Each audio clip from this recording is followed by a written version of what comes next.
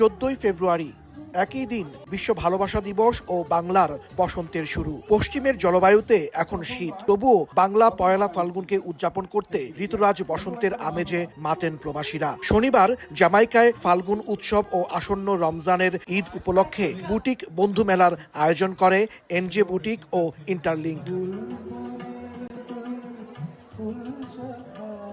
গান, নাচ ও আবৃত্তিতে বাংলা সংস্কৃতির আবহ সৃষ্টি হয় অনুষ্ঠান জুড়ে। শাড়ি, গয়না ও বাহারি পণ্যের পসরা সাজিয়ে বসেন দোকানিরা। অনুষ্ঠানে ছিল উপচে পড়া ভিড়। ভালোবাসা আপনারা দেখতেই পাচ্ছেন, আমাদের ভালোবাসার ডাকে সবাই চলে আসছেন। এখানে মেলা হচ্ছে, খুবই জমজমাট একটা মেলা হচ্ছে।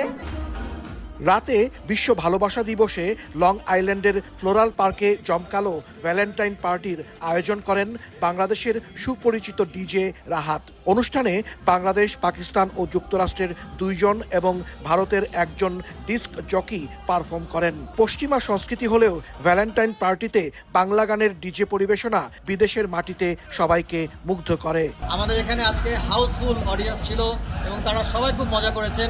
Not only Bangladeshi, Indian, Pakistani, Nepali and American audience ছিল। আমি কানাডা থেকে নিউ ইয়র্কে এসেছি আজকের এই প্রোগ্রামটি উদযাপন করতে।